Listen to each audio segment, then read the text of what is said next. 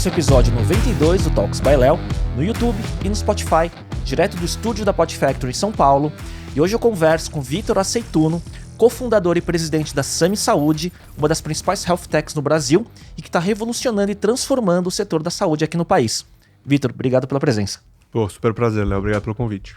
Você sabe que algumas semanas atrás, né, eu estava num jantar com amigos e quem estava na mesa era a Ana Júlia Guirello, que você conhece, amiga em comum, conhecida em comum.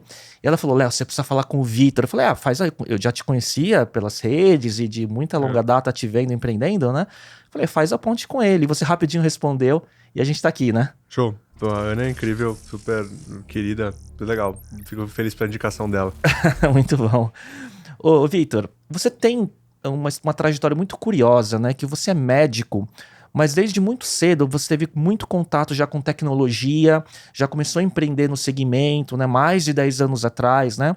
Como que aconteceu essa trajetória lá atrás? Em que momento a tecnologia entrou na sua carreira? Perfeito. É engraçado que tecnologia entrou antes de saúde, né? Porque no ensino médio, o meu ensino médio era técnico de informática, né? E aí, então, desde o primeiro colegial, ali, 3 anos antes da faculdade, eu comecei a ter aula de lógica de programação, aprender a programar em Visual Basic, HTML, CSS, fiz curso de Flash avançado. Caramba, Vitor. Né? Coisas daquela época. E aí, acabei entrando em medicina, né? Senti que era o caminho ali. E na medicina, eu comecei a ver muita ineficiência, né? Muita ineficiência. E, ao mesmo tempo, comecei a acompanhar conteúdos de fora do país e tal. E comecei a ver que, assim como a tecnologia estava mudando várias indústrias, existia uma necessidade, uma oportunidade de mudar muita coisa, né? E é engraçado que eu comecei a escrever, pesquisar e muitos amigos, inclusive na faculdade de medicina, começavam a me ter como referência de olhar, pô, Vitor, eu tô aqui digitando prontuário aqui, eu falei com um paciente tal coisa, pô, a gente podia criar um app, né, pra fazer tal coisa. Então, é engraçado que ali naquela fase da faculdade, em que minha turma ali com 18, 19, 20 anos também estava sendo afetado, né, pela tecnologia, ali os millennials, tal, mesmo fazendo medicina, o pessoal, né, ele falava, poxa, mas eu acho que quando você experimenta a tecnologia das big techs em casa, seja usando o Google, assistindo Netflix, etc. Aí você entra no hospital e você vai usar um prontuário eletrônico e aquele negócio, ele parece o Windows 95, você fala, você sente o choque da experiência e fala, mas por que não? Se o Dropbox eu puxo o arquivo e ele... Por que isso não acontece no meu prontuário eletrônico? Por que o paciente não tem um SMS que lembra ele tomar um remédio, sendo que quando sai um filme novo, eu recebo um push daquele filme no celular? Então, acho que essa provocação natural de sentir esse delta entre a experiência que a gente tem de consumo, às vezes, ou de uso de uma ferramenta na nossa vida normal, quando você entra na profissão, né? Quando você entra numa indústria e olha e fala, poxa, mas por que as coisas não funcionam melhor? Né? Então, eu acho que ali já na faculdade, com alguma experiência de tech, olhando o que estava acontecendo lá fora e fazendo medicina, eu comecei a falar, poxa, mas isso aqui, alguma coisa vai acontecer aqui ou pode acontecer aqui, entendeu? E você... É engraçado, né? Então você é um geek que virou médico, né? Um nerd que virou médico. Então foi o contrário, né? Não foi um médico que se aproximou de tecnologia, né? Mas é engraçado, eu faço uma correlação porque eu fiz engenharia, né? E desde de dentro da faculdade eu comecei a empreender já, né? E tinha se chamado, então já também programava em Basic, no Apple II, já lá de trás, né? Enfim, então eu me identifico por um outro caminho também. Você exerceu medicina ou você já empreendeu já desde o começo? Eu empreendi desde o começo da faculdade. A minha primeira empresa... eu abri a empresa júnior no segundo ano da faculdade, né? Foi a segunda empresa júnior de medicina no Brasil. No quarto ano da faculdade, já abri uma empresa fora da faculdade, né? Porque eu sabia que a empresa júnior uma hora ia acabar porque eu ia me formar. Então, ali no quarto ano eu abro o primeiro CNPJ na junta comercial meu, né? Que ano que foi isso? Foi 2010, eu acho. Né? E aí eu vou tocando a faculdade de medicina e a empresa começando, eu tocava a empresa à noite, final de semana, espaço de pró-aluno da faculdade ali, né, espaço livre. E aí quando eu me formo, eu descubro que eu tenho que ir para a Força Aérea, né, porque eu fiz faculdade pública, aí você tem o que chama faculdades tributárias, que você tem que serviço militar depois da faculdade. Aí eu fui um ano pro ITA, fiquei como tenente militar da Força Aérea durante um ano. E aí fiquei tocando a empresa e eu fui obrigado a atender. Porque eu até lembro de falar com o capitão lá. Então, capitão, eu não sei se eu vou atender, porque eu tenho a minha empresa, eu tô trabalhando com tecnologia. Ele, você vai se formar? Eu falei, vou, falta 6 meses para me formar aqui. Então você vai ter que servir, porque senão você não vai ter passaporte, você não vai ter, porque serviço militar é obrigatório. E aí eu fui médico quase que obrigado, né? Obrigado né, durante um ano, e aquilo foi me dando também conforto e prática. Tanto que quando eu termino a Força Aérea e abro o escritório da empresa, eu dava plantão de final de semana, 24 horas no hospital. Entrava sábado de manhã, saía domingo de manhã no hospital. E aquilo me ajudou a pagar o primeiro aluguel do primeiro escritório, o primeiro funcionário. Então, o primeiro angel investor da primeira empresa fui eu ali dando plantão. O primeiro anjo foi o Vitor médico. O Vitor médico, exatamente. O Vitor empreendedor. Exatamente. Eu fui self-funding ali. Eu falei, quanto que dá pra... Eu vou dar plantão, eu vou ganhar tanto. Isso eu preciso pagar meu aluguel em casa. Vou pagar o aluguel do escritório, vou pagar um funcionário. Então, assim... Primeira sala de escritório tinha 27 metros quadrados, pagava R$1.000 de aluguel por mês. Primeiro funcionário, R$1.000 também, e era isso. Tinha R$2.000 de custo mensal ali. Plantão no final de semana pagava aquelas contas ali. E até a hora que a gente começa a entrar cliente, O que era esse negócio? Era um negócio de conteúdo. Eu sempre gostei muito de ler, de estudar e de aprender mesmo. E aquele prazer me deu uma vontade de começar a escrever e produzir, né? Eu brinco, quase ninguém recusa dar uma palestra, dar uma entrevista, né? Vídeo que eu estou aqui. Então, assim, eu comecei a entrevistar pessoas para conhecê-las. Então, eu falei, vou entrevistar, então eu vou escrever e vou produzir conteúdo em cima daquilo, né? E eu acho que as pessoas que viam o conteúdo viam que tinham prazer de verdade de fazer aquele negócio, que eu não tava ali só, não, eu tô aqui escrevendo 10ª matéria sobre... Não. Eu tava aprendendo, eu tava absorvendo cada conteúdo, cada pessoa que eu tava... Era um hack para aprender e para ter algumas mentorias com pessoas que, se você chamasse para um café, elas não viriam. Exato, né? Então, é aquela coisa de ir lá e falar, começar a absorver, aquele blog começou a crescer, empresas começaram a falar, pô, você pode ajudar aqui nisso? Pode escrever um conteúdo pra gente também? Eu queria patrocinar o que você tá fazendo, eu queria assistir o evento que você vai, eu queria o que você tá fazendo, a gente começou a fazer uns eventos e aquilo... A chamada construção de autoridade. Sim. Lá atrás, Sim. né? E obviamente na área de saúde, né? Perfeito. Vitor, e aí assim, né, nem dá pra, se a gente for passar, né, quem tiver curiosidade, olha o LinkedIn do Vitor, você vai ver lá tantos projetos e tantos negócios que você participou, cofundou, investiu, né, e é muito curioso que é quase que o lado empreendedor e o lado acadêmico andando junto, né, e é um tripé, né, que eu vejo, empreendedor, médico e tecnologia, né, esses três esferas andando sempre muito junto e construindo seu repertório.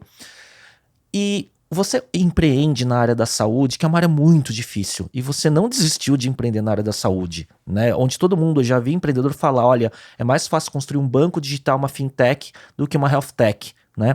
E hoje, você, como cofundador da Sami Saúde, né, que é uma gestora de saúde muito tech-enabled, né, com muita tecnologia por trás, qual é o desafio e qual foi essa tese inicial? Mas antes, assim, primeiro, né? Empreender na saúde é difícil, né? E o que te fez continuar empreendendo no segmento? Perfeito. Primeiro, acho que como médico eu acabo tendo uma vantagem ou uma aptidão, né? Um interesse maior. Eu acho que muita gente pode ter interesse pela área de saúde, mas quando você é médico, acho que existe ainda uma tradição no setor. O pessoal brinca que você é a única profissão, talvez, que hoje ainda você se forma e já vira doutor, né? Assim, você fez lá 6 anos de faculdade, doutor Vitor, né? E existe uma certa ainda, uma imagem do sacerdócio, da medicina, de que, né, porque você é médico, você vai lá botar a mão e as pessoas vão curar e coisas assim. Existe uma coisa, né? Um respeito social e a faculdade de medicina é incrível, né? A faculdade de medicina é uma faculdade muito especial, porque o que você conhece do ser humano, né? O que você conhece do corpo, que você... inclusive tem um artigo de Stanford que fala que a faculdade de medicina é a melhor escola de vendas, né? Porque você pega um plantão de 12 horas num pronto-socorro, em que você atende 80 pessoas num plantão de 12 horas no pronto-socorro, em que você precisa conhecê-las, fazer elas se abrirem, entender o que elas estão passando, fazer as perguntas certas, fazer um diagnóstico, sugerir uma conduta e fazer elas tomarem aquela conduta, fazer elas, né, comprarem confiando em você, naquela relação que você criou muitas vezes em 5 minutos, uma relação de confiança, né? Isso é venda consultiva, né? Só que você faz 80 vezes em 12 horas, muitas vezes durante anos. Eu atendi durante 4, 5 anos ainda em paralelo a estar empreendendo, né? Então eu acho que existe uma característica, uma vantagem e tal, mas não é um setor fácil, né, de jeito nenhum. E acho que muita gente entra na oportunidade, né? Frequentemente a gente escuta, não, eu quero fazer alguma coisa em saúde, educação ou moradia, né? O pessoal acha bonito e tal. Só que quando entra e vê que o buraco é mais embaixo, né? As pessoas falam, cara, mas não dá, né? E eu acho que eu já, principalmente entrevistando pessoas, já viajei o Brasil inteiro, visitando de santas casas, a Unimedes, a clínicas pequenas, clínicas grandes. Eu já vi acho que tanta coisa no período de 10 anos, aquela das 10 mil horas que você, né, acho que Sim, deu. de mastery, né? E que quando eu olho um problema, eu acho que você já cria um padrão.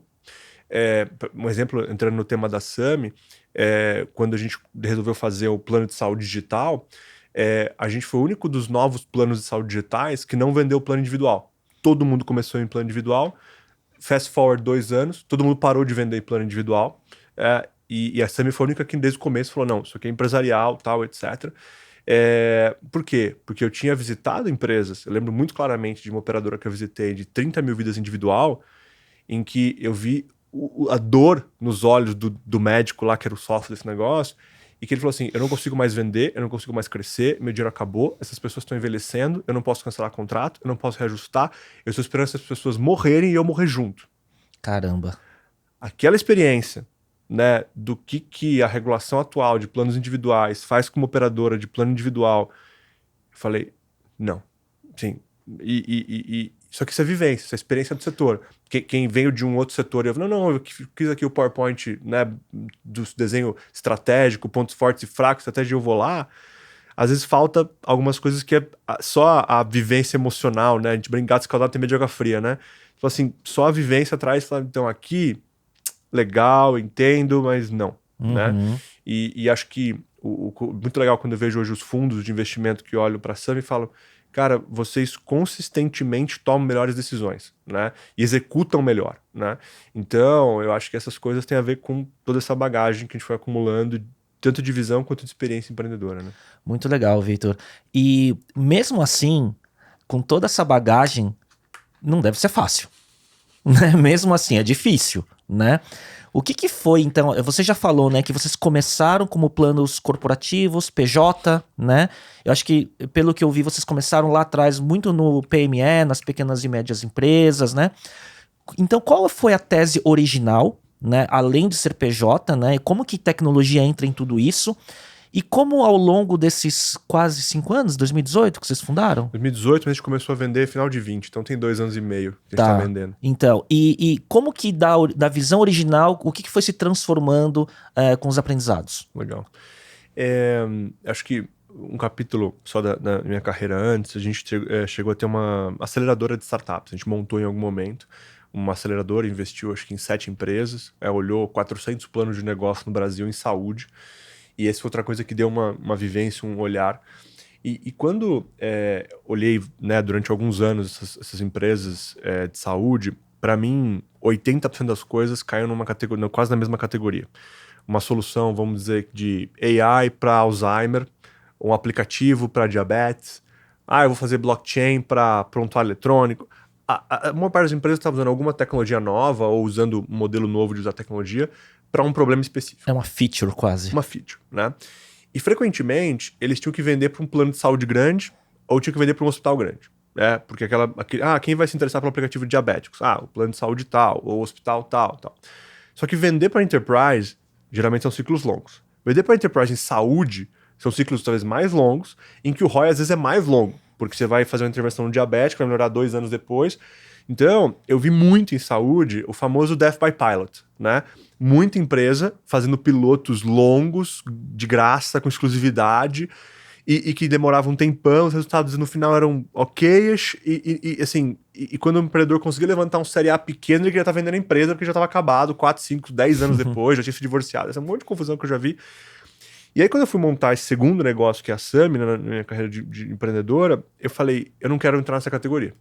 Então, acho que muito do que você falou, né? Por que continuar em saúde e o que fazer em saúde, a primeira coisa foi exclusão. Assim, o que não fazer em saúde, considerando que a bucha é gigante, né? Então, automaticamente, eu saí excluindo 80% das teses de saúde. Tanto que eu falo que a Sami é uma das únicas, não a única tese que eu faria em saúde, né? E aí, quando a gente começa a entender o setor, a gente começa a entender que para você ser eficiente em saúde, você tinha que controlar a jornada inteira. Frequentemente, porque saúde, a gente viu isso inclusive em empresas que a gente investiu, que você, vou dar um exemplo, a gente fazia uma intervenção, entrava numa empresa que tinha 5 mil funcionários, e falava assim, vamos fazer as pessoas correrem mais, fazer atividade física, vamos fazer as pessoas comerem melhor. Legal, como é que a gente mede o ROI? Ela vai menos no pronto-socorro, ela faz menos exame, ela vai menos no médico. Tá, mas cadê o dado? O dado tá lá no plano de saúde. Aí o plano de saúde. O plano de saúde roda em COBOL, no porão de algum lugar. Ele tem os dados? Não tem os dados. Então, muitas das intervenções em saúde, você vê o ROI na próxima etapa. E geralmente você não controla a próxima etapa ou não tem o dado da próxima etapa, e geralmente a próxima etapa tá no operador, que é o operador que acaba tendo saving daquilo, só que a boa parte dos operadores não tem os dados organizados, não consegue medir de maneira estruturada e tal. Então, boa parte das intervenções de saúde não conseguiam provar ROI. E você precisava ver a cadeia inteira e controlar a cadeia inteira para conseguir fazer a intervenção e colher o benefício da intervenção. E a gente começa a olhar, mas quem vê tudo? O plano de saúde vê tudo, porque ele paga o laboratório, ele paga o hospital, ele vê a cadeia de valor inteira. E entra aquela frase, né? Who pays the piper call the tunes, né? Quem paga o flautista escolhe as músicas. Poxa, se você tá pagando, talvez você consiga, né, selecionar, direcionar a cadeia de valor. Porque, famoso, follow the money, né? Sim. Se você consegue colocar dinheiro onde você acredita que a cadeia de valor tem que ir, talvez você consiga mover aquela cadeia mais rápido que simplesmente educação. Não, vamos educar as pessoas que elas vão para lá. Não, vamos colocar dinheiro. Exemplo do que a gente fez, por exemplo, foi o Gympass, né? Que a gente foi o primeiro operador, acho que no mundo, a colocar o Gympass incluso no plano com troca de dados. Ou seja... Interoperabilidade de dados. Exato. Eu brinco que você vai no CrossFit na terça, o ortopedista na quarta, comprou anti-inflamatório na farmácia na quinta, você provavelmente machucou no CrossFit, seu médico de família vai saber disso. A gente tem o Gympass há 2 anos com troca de dados. Tá no prontuário já. Entendeu? A gente tem troca de dados há 2 anos, a gente tem naturalmente todos os dados, e agora estamos implementando cadeia de medicamento e fechando essa, né? E já agora tenho 2 anos de dado para poder fazer cohorts. Só que acontece, a gente colocou money up front, a gente chegou e falou, eu vou pagar o Gympass para o cliente para ele poder. Porque a gente podia fazer isso, né? Tanto que a gente tinha venture capital para, né, suportando essa tese, quanto a gente tinha o cliente pagando 300, 400 reais da mensalidade por mês para poder falar, não, vou pegar um pedacinho disso e vou, né? Eu vou acreditar upfront que uma intervenção pode ter benefício. A gente acabou de medir o resultado desses 2 anos. É bem legal, né? A gente ainda refinar algumas coisas para poder anunciar, mas é bem legal ver que as pessoas engajadas, elas ficam mais tempo e elas têm menor sinistro, né? O que o LTV to CAC é perfeito, né? Então você tem a jornada inteira e a atribuição inteira mapeada, né? Você estava falando isso, e como eu tenho um business também de marketing, de agência digital, consultoria digital, é o mundo que a gente vive quando você fala da mídia offline e mídia online, tá? Qual é o papel da mídia offline? E a gente tem que fazer por hipótese, por inferências e tudo mais, porque você afere que a atribuição tem um peso, mas você não tem a conexão de ponta a ponta, né? Sim. É a mesma coisa, né? Então aí você tá falando, então eu tenho que controlar a cadeia inteira e aí com inteligência e com tech você consegue fazer as análises, né? Perfeito, é isso. E como a gente paga tudo, paga o médico, paga o laboratório, paga todo mundo na cadeia de valor, no mínimo você já começa com dado que é o dado financeiro. Né? E que geralmente é o que você mais usa para calcular ROI. Né? E é o que a gente vê evoluindo é pro lado clínico. Né? Quando eu tenho o nosso modelo do médico de família e que ele usa um prontuário nosso, né? Todo mundo usa o mesmo prontuário, eu consigo ter ali na entrada todo mundo com dado estruturado, no mesmo sistema, etc, etc. Já faz uma diferença enorme porque eles resolvem 70% a 80% das coisas. Quando a gente anuncia, por exemplo, que a gente fez com a Beneficência Portuguesa, com a BP, interoperabilidade de dados, então quando um membro da SAMI vai no pronto-socorro da BP, eu pego os dados dele da Amazon, mando pra lá, pro pronto-socorro. Então não importa o médico que vai te atender, ele vai ter teu histórico médico. Quando termina o atendimento, dado volta e coloca no seu histórico único de saúde, com o modelo OMOP, que é o modelo que a indústria farmacêutica usa para Outcomes, Intervention Studies, etc. Então isso aqui eu estou construindo, né, um mapeamento completo e eu começo a olhar os dados e falar, se o cliente fizer isso, o que acontece? Quando a gente faz essa intervenção, recentemente ainda tem alguns refinos para fazer, mas o paciente, o membro que está engajado com a atenção primária, ele está com 55% menor sinistro do que o não engajado. Né? Então, assim, Gympass é a mesma coisa, tem um delta também, né, 30%, sei lá. Então, a gente vem medindo e entendendo, porque eu vou desenhando a minha jornada, mas não só para isso. Né? Tem uma coisa simples que a gente fez agora, mas que as operadoras, eu nunca vi fazer isso, e pra gente tá tendo um resultado bem legal, cartão e boleto. Cartão e boleto, não esquece saúde, falando de meio de pagamento. Se o cara paga no cartão, ele paga no boleto. A gente descobriu que a diferença de churn assim, é 50%. A diferença se o cara paga no boleto é muito maior do que o cartão. Sim. A gente mudou né, assim, o impacto que isso está tendo, né, esse mês agora em uso, uso de meio de pagamento, e que isso aqui vai ter no churn médio e no LTV to CAC. Só que você tem que ter dado para fazer isso, né? Então, quer dizer, você corta boleto e deixa só cartão. A gente mudou, a gente deixou uma campanha que estimula ali pro cartão. Ah, né? entendi. Então... Tentar migrar, né? Exatamente, né? E a gente migrou, assim, de 35% cartão para 80% cartão esse mês que tá fazendo. Né? Com incentivo, churn, né? Exato, e com metade do churn é bizarro a diferença. E muito curioso, né? Você estava falando assim, né? O primeiro do vetor dados, a interoperabilidade, Jim Pass, né? Porque ele entra naquela tese também de prevenção, né? Ajuda muito, né? Mas você tocou num ponto agora, né? Do médico de família, atendimento primário e tudo mais, que é parte fundamental da tua tese. Perfeito. Né? Pode falar sobre isso? Dá 2 exemplos que eu sempre dou aqui para ajudar as pessoas a entenderem o que tem a ver o impacto de incentivos e o impacto de incentivos em escala, né? Vamos lá, eu sou um paciente, eu vou no Dr. Léo, falo, Dr. Léo, tudo bem? Meu nome é Vitor, eu tô com a dor no peito, eu joguei no Google, falei com meu vizinho, acho que fazer uma tomografia do coração.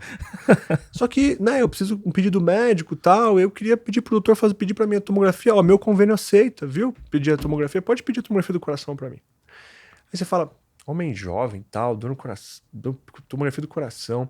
Só que você ganha por consulta. Se você não pedir a tomografia, provavelmente eu vou ficar chateado e falar, pô, o doutor não quis pedir lá o exame, eu vou no outro médico. Pega o livrinho. Pega o livrinho e você vai perder seu paciente. Né? Aí você fala, saber, não perco nada mesmo. Essa frase é perigosa, né? Não perco nada mesmo. Vou fazer aqui a tomografia do coração pra ele e tal. Ai, doutor Léo, nossa, muito obrigado e tal. Aí no final você fala, então, mas o convênio cobre sua tomografia, mas a minha consulta não. Minha consulta é só particular, um reembolso. Minha consulta é R$600, seu reembolso é 300. Então eu vou dar 2 notinhas aqui pra você mandar, 2 notinhas de 300, pra você mandar pro seu plano lá. Fala, doutor Léo, foi tão legal, pedi a tomografia. Não perco nada mesmo, eu pego 2 notinhas e mando. A operadora não tem esse sistema de rastreamento, passa lá 2 notinhas. Quanto custou essa consulta? Essa consulta custou R$600, mais R$1.000, R$1.500, vamos dizer, R$1.500 da tomografia, custou R$2.100, mais uma fraude, né? Vamos mudar o cenário. Vamos pensar que eu tenho coparticipação, por exemplo, que eu tenho que pagar R$50 quando tenho que fazer uma tomografia. E que você não ganha por consulta, você ganha um fixo por mês no modelo que a indústria chama de capitation, por exemplo, né? Você não está preocupado com as consultas futuras porque você tem um fixo ali. Aí eu falo, doutor Léo, tudo bem? Meu nome é Vitor, tô com uma dor no peito aqui, joguei no Google, falei com a minha vizinha, falou que eu ia fazer a tomografia do coração. Aí eu vim aqui pedir pro doutor Léo pedir o exame pra mim, mas toda vez que eu faço uma tomografia eu tenho que pagar R$50, tem que ficar no laboratório 3 horas, tomar radiação e tal. Eu queria que o doutor, que é médico, me dissesse se eu preciso fazer mesmo. Saúde é prioridade, se precisar eu faço, mas eu queria que o doutor me dissesse e tal. Aí você fala, homem jovem e tal, não sei o quê, você não tá preocupado com as suas futuras, porque senão é sem incentivo financeiro. Fala, deixa eu examinar. A primeira consulta não teve nem exame físico. Só deixa eu examinar. Levanta o braço, dói. Ai, dói, doutor. E o outro? Ai, dói, doutor. Fez atividade física recente, uma coisa assim. Pô, doutor Léo, comecei personal. Pô, o Thiago lá puxou pra caramba, tal. Né, tava um tempo sem fazer atividade física. Isso aqui provavelmente é articulação. Aqui você acha que abusou. Faz o seguinte, fica uns 2 dias sem fazer academia, toma uma dipirona em casa, tal, não sei o quê. E se não melhorar, daqui uma semana você vem e a gente faz a tomografia, pode ser? Ah, doutor Léo, que bom, eu tinha esquecido do personal, nossa, nem pensei, que bom que é vir no médico, né, a gente faz exame nas coisas, a gente fica mais tranquilo, ter que ficar 3 horas lá no laboratório esperando, tomar radiação, né, não, que bom, obrigado, acho que não vai nem precisar, provavelmente acho que eu vou melhorar mesmo, tinha esquecido da academia. Terminou a consulta, como né, você ganha por mês, você não ganha ali por consulta, não tem nem oportunidade de fraude e tal, quanto custou essa consulta? R$5 de pirona, talvez 100, 200 ali da mensalidade equivalente a esse, vamos dizer assim, R$205 versus R$2.100. 90% a menos. E aí você já pegou um negócio que esse é o desafio da saúde, ou a oportunidade da saúde, que muitas vezes a gente fala com pessoas do segmento industrial, de fintech, não sei o que for, e fala assim, olha, tem a oportunidade aqui de ganhar 5% de melhoria. Six Sigma, Lean Sigma, muda a tarifa, 5, 10% de melhoria. Em saúde, muitas vezes os deltas são de 90%. Caramba. E você entrega uma medicina melhor. Porque onde aconteceu o exame físico? Na segunda consulta, não na primeira. A primeira, por que você ia fazer exame? Você sabia que eu queria tomografia desde o começo, você ia pedir anyway? A primeira poderia ser telemedicina. A primeira poderia ser telemedicina, mas não estava no incentivo correto, Uhum. né? Então, eu acho que assim, esse é a diferença de quando você muda incentivos, e uma das coisas que a gente faz para mudar incentivo é ter o médico de família, a enfermeira e os incentivos para que a cadeia siga para o lugar correto. E aí, a gente usa o mesmo modelo que é o modelo da Califórnia, da casa permanente na Califórnia, é o modelo canadense, é o modelo inglês, que é o modelo que todo mundo tem um médico de família, e antes de ir no especialista tem que passar por esse médico de família, que é um caminho, do ponto de vista assistencial, mais correto, entrega uma melhor medicina, acaba sendo mais barato, mais eficiente, então você tem a equação melhor medicina, mais barato. E por que o nosso é obrigatório? Eu dou o exemplo do Waze, né? Quando você fala assim, olha, o Waze tá me indicando esse caminho. Ele sabe que caiu um caminhão na Marginal, ele sabe que tá com trânsito na Anguera, ele sabe que choveu em tal lugar. Você não sabe, né? Às vezes você fala, não, acho que se eu pegar outro caminho eu vou acertar. 9 em 10 o Waze acerta porque ele tem informação que você não tem. Né? É unfair você comparar o que ele tem de informação com o que... 9 em 10 ele acerta mais, vamos supor. E aí você pode seguir outro caminho. Você fala, não, o Waze aqui, mas eu vou seguir outro. Provavelmente o que vai acontecer, né, em 9 das 10 vezes, você vai gastar mais gasolina, você vai gastar mais tempo, mas that's on you. Você que tá gastando, tá tranquilo. O problema da saúde, quando você abre o livrinho e faz Unidunité nos cardiologistas de Moema, não é só você que tá pagando essa conta. É o que a indústria chama do princípio do mutualismo, que é o plano de saúde que todo mundo divide a conta. Então, quando todo mundo quer fazer Unidunité, ao invés de seguir um caminho assistencial correto, não assusta que os reajustes são 3 vezes a inflação todo ano há 10 anos. Né? Então a gente criou e falou, então, tem o Waze, com dados, com medicina base de evidência, com protocolo, e ele é obrigatório. A nossa visão é que isso vai tornar a SAMI tão mais eficiente, porque tá todo... Imagina se todos os carros seguissem o Waze. E quanto mais tempo, melhor. Né? Porque o delta... O dado só aumenta. Exato, né? Então, imagina se todo mundo usasse o Waze, o quanto o trânsito seria mais eficiente, ou, né? Então, assim, acho que é um exemplo aí, sabe? Se você orientar todos os percursos essenciais por dados, e esses dados eles vão, como você falou, né, se acumulando ao longo do tempo e criando melhor e mais evidência, o delta é significativo. Aí o seu lado tech, né? Você falou um pouco do seu lado médico, uma análise até do modelo do mercado, os incentivos corretos ou incorretos. Como que você estruturou a visão de produto, de tecnologia? Perfeito. Eu acho que uma coisa muito legal, no começo da SAMI a gente sempre quis entregar uma experiência superior para os clientes. A gente sabia que a experiência em saúde era muito quebrada. Mas a gente fez treinamento da Disney, né? Tem um livro famoso de saúde que é Se Disney Administrar Seu Hospital. Né? Só que uma visão que a gente combinou logo no começo é que a gente falou assim, não adianta a gente tentar entregar uma experiência Disney. Né, o cliente entrou, a gente até fez isso durante um período, mandar uma caixa de presente de boas-vindas, fazer um monte de coisa ali pra ter aquela uau, né? Onboard, né? Só que não adianta a gente ter isso se na hora que ele quer marcar uma consulta não funciona. Se na hora que ele quer fazer uma cirurgia é quebrado. Então, a gente teve muito um foco de assim, se o plano funcionar, já é tão melhor do que o status quo, né? Que as pessoas entendem que o plano de saúde é o mal necessário, né? Um negócio que é caro, ruim, mas tem que ter, se você puder pagar e quando você vai precisar não funciona. Então a gente vem focando muito em como fazer ele funcionar bem. E até teve um momento interessante que em algum momento a gente pegou o nosso diretor de operações e passou ele para diretor de produto, né? E ele vem com essa bagagem de entender o problema na ponta, entender as pessoas estavam ligando para reclamar, para solicitar coisas e tal, e priorizar onde a gente ia codar nisso. Dá um exemplo. Carência, né? A pessoa entra, ela tá pagando lá R$300 o plano, ela não pode no dia seguinte fazer um tratamento de câncer de 2 milhões, por exemplo, ou uma tomografia, né? Então, você tem 3, 6 meses de carência para alguns procedimentos. Aí as pessoas ligavam para falar assim, poxa, eu preciso fazer uma ressonância, só que eu não sei na que dia que vence minha carência, eu queria saber. E aí a gente tinha um X volume de pessoas que ligavam para saber carência, normal. Só que a gente falou, poxa, isso aqui a gente podia colocar, né, de alguma outra maneira, e a gente decidiu colocar no app para a pessoa ver self-service, 3 da manhã, lembrei que eu vou fazer tomografia, eu entro no app e vejo se minha carência já venceu para tomografia ou não, né? E a gente tinha um OKR na companhia que era reduzir 50% o número de ligações, que as pessoas ligavam por esse motivo, através de colocar isso no app. Colocamos. Resultado, caiu 75%, né? E não é nada de AI, assim, era simplesmente uma listinha de, ressonância, se tá em carência ou não, consulta, uma feature que reduziu 75% do número de ligações. Um outro exemplo. Agendamento. Agendamento em saúde é uma bucha, porque você tem o famoso encaixe, você tem elegibilidade, você tem um monte de coisa. E a gente ainda tinha muito agendamento acontecendo via chat, via telefone e tal. O que a gente fez? A gente pegou um Calendly, ferramenta low code, no code. Que a gente usa aqui no estúdio, inclusive. Então, e a gente colocou no app para o cliente poder marcar a consulta com o médico de família dele via Calendly. Primeira semana, 50% de autoagendamento. Primeira semana da feature. né? Então, volta para aquele tema dos 90%, né? Ainda os gaps em saúde são tão grandes que você muitas vezes ainda não precisa de tecnologias super robustas, você precisa entender o problema, alinhar incentivos às vezes, entendendo, né, qual é o percurso assistencial, qual que é o melhor caminho para aquela pessoa que você acredita e colocar a tecnologia naquilo, né? Tem um exemplo recente que eu tava mostrando para um amigo de saúde, e ele falou, caramba, isso aqui, cara, ninguém tem. Uma coisa que assim, é bastante básica, só que eu entendo porque as empresas não têm. O que é? Quando eu, por exemplo, recentemente minha médica de família me pediu uma endoscopia. E aí eu abri o app, tava lá o pedido de endoscopia já no app, porque tá integrado, né, o meu histórico de pedidos. E aí eu fui lá e cliquei para marcar a tomografia. O que ele fez? O que o app faz, né?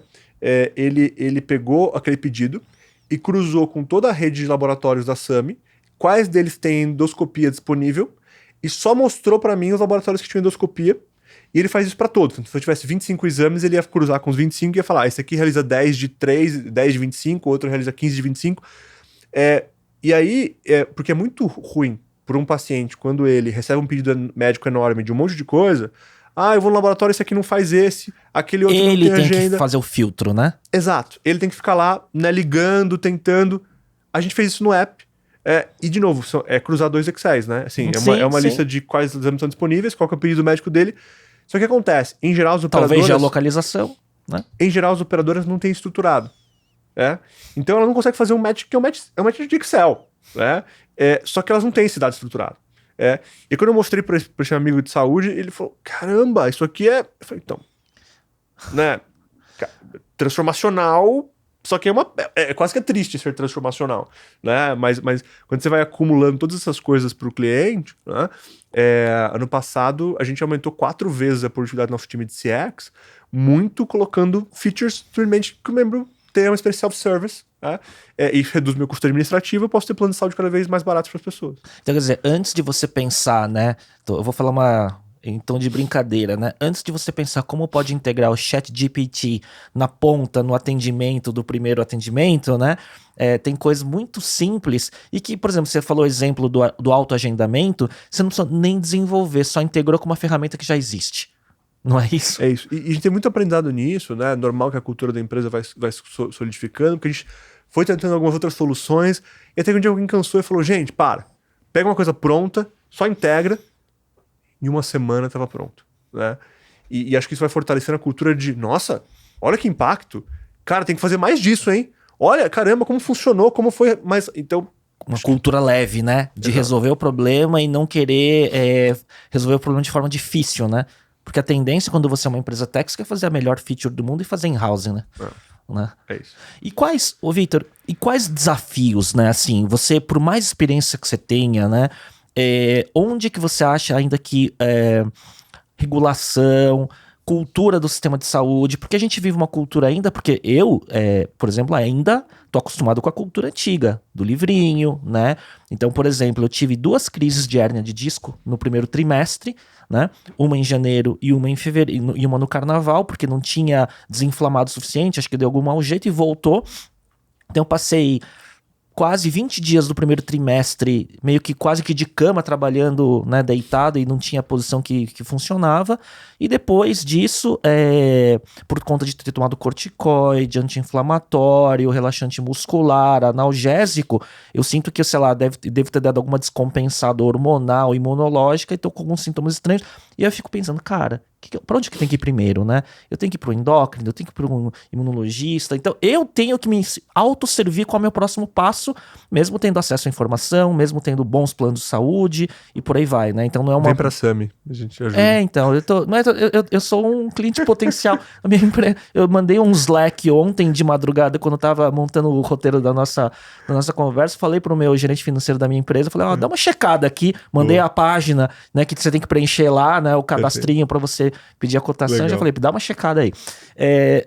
Mas assim, o que eu quero dizer com isso, né? Com todo a cultura do mercado sendo assim, né? Qual o desafio maior que você tem hoje? Perfeito. Eu acho que o desafio depende do cliente, né? Pelo menos o desafio do ponto de vista comercial, dando um exemplo que você está falando de as pessoas contratarem o plano e um plano ser diferente do que elas estão acostumadas, né? você tem o pequeno empregador, que é onde a gente focou muito no começo, desde o MEI até o PME e tal, e você tem os grandes empregadores. Nos grandes empregadores, o desafio é grande de capilaridade, né? Pra você pegar uma empresa que tem 5 mil funcionários, e eles são espalhados pelo país inteiro, ele precisa de rede, ou espera a rede no país inteiro, tá? O desafio é que, para criar o modelo que a Sami está criando, você precisa de muito alinhamento com os prestadores, interoperabilidade de dados, tudo isso. Então, a gente não acredita que é possível. Não, amanhã vão abrir 25 cidades novas e vamos entregar para uma empresa de 5 mil funcionários. Tipo como Uber, né? Vamos abrir cidade nova, né? Exato, porque você tem uma questão de escala, né, de poder de negociação com os prestadores, de construir interoperabilidade que leva tempo. Aderir à cultura. Aderir à cultura. As competições são diferentes nas localidades. Então a gente preferiu, dado que São Paulo é um mercado gigantesco, a gente decidiu ficar aqui, né? São Paulo, a Grande São Paulo tem 22 milhões de pessoas, a gente tem 16 mil clientes. Tem um belo. A gente acredita que dá para crescer 50, 100 vezes sem sair de São Paulo, né? E a gente já está operando em 7 cidades, em breve 9, mas ainda na Grande São Paulo, fazendo expansões, né, do epicentro, né? E a gente vem expandindo devagar o tamanho. Então a gente começou no MEI, né? Contratos de uma vida e meia. Assim, testando, né? Testando. Aí a gente vendeu o primeiro contrato de 200 funcionários, primeiro contrato de 600 funcionários. Então a gente vem, conforme, né, a gente está expandindo geograficamente, conforme a oferta de valor vai, né, se expandindo, conforme a gente vai podendo atender as necessidades de uma empresa maior, a gente está expandindo e naturalmente, né, o boca a boca ou a nossa estratégia de marketing vão amadurecendo para poder atacar empresas maiores. Mas eu diria hoje que capilaridade é o principal desafio, mas a gente entendeu que, assim, ser grande e quebrado é o status quo. Né? Não adiantava a gente assim, não, vamos abrir um monte de rede em tudo quanto é lugar. E vai piorar a experiência, um monte de coisa, né? Então a gente, assim, para construir direito, com incentivos alinhados e realmente corrigir a cadeia de valor, você precisava fazer isso, né, devagar e construindo. E assim, ano passado a gente cresceu um pouquinho mais que 2,5 vezes, então não tá tão devagar, né? Assim, tem uma taxa de crescimento adequada, e o principal é corrigir os incentivos. Depois que a gente, né, a maior parte deles estão corrigidas ou estejam corrigidas, isso vai facilitando, né, porque você vai podendo ter ganhos de escala e tecnologia e capital para acelerar algumas coisas, né? Acho que na cultura do médico de família, a gente percebeu que quando as pessoas experimentam, elas gostam, né? Alguns têm uma resistência inicial de falar, poxa, mas eu não quero comprar plano que eu vou ter que passar no médico de família. Quero ir direto no especialista. Exato, parece restritivo, mas quando as pessoas experimentam, o CSAT, que é o equivalente do NPS, é 95. Né? Então, o que a gente percebeu, teve uma fase que os números de clientes cresceu mais do que a gente cresceu a capacidade. É um marketplace quase assim, né? Exato. E aí, nessa fase, a gente começou a ver reclamação assim, olha, eu tenho que passar pelo médico de família e ainda tá levando 10 dias para marcar. O problema não era passar no médico de família, era os 10 dias para marcar. Quando a gente aumentou a capacidade e ele conseguia marcar mais família para amanhã, desapareceu essa reclamação. Sim, você tinha a sensação de 2 filas, né? Exatamente. Então agora a gente vem, né, equilibrando isso e podendo crescer, facilitando essa mudança cultural. Olha que curioso, né? Então, assim, de novo, eu tenho acesso à informação, mas essa conversa tá me explicando tanta coisa que fala, poxa, acho que eu sou um ICP para você, assim, sabe? Eu sou talvez um perfil de cliente até da minha empresa, né? E aí eu digo, onde que eu coloco esse ponto? Qual o papel do marketing para essa descoberta, né? Porque você falando, né, tá muito claro para mim, né? Como que você está usando o marketing, principalmente o digital, no processo de descoberta e consideração do seu público-alvo? Claro. Tem 2 etapas, né? Tem essa resposta, tem duas respostas. Primeiro, a gente sabia que mudança cultural era difícil. Uma coisa que eu aprendi em vendas é que, assim, cultura de compra é uma coisa poderosa, né? Você fazer uma analogia brincando assim, pegar um careca, convencer ele a comprar shampoo, ele falou, cara, né, nem sei direito esse careca, mas assim, se você não existe cultura de compra, se não tem aquela necessidade ali, você criar a necessidade, você criar uma cultura ou mudar uma cultura é muito difícil. Então a gente entendeu que a maneira como as pessoas compravam plano de saúde é rede de preço. Ela quer o hospital tal e ela quer o mais barato. Então, toda a oferta que a gente desenhou nos ajudou a entrar killer na maneira como as pessoas compram. Então a gente não entrou no nosso marketing no momento, numa fase inicial, olha, eu sou uma empresa digital, que tem um médico de família, que tem isso e aquilo, porque a pessoa olha e fala, cara, não entendi. Né? Nem sei o que é isso. Não sei o que é isso, parece estranho, né? É cartão de desconto, é corretora, o que é, né? Não. Eu falo que é o plano de saúde, é o convênio médico que você conhece e tal, tá aqui, ó. Quando você olha da maneira como você analisa preço e rede, a gente vai ser o mais barato aqui ou vai ser o mais barato, oferta de valor e tal.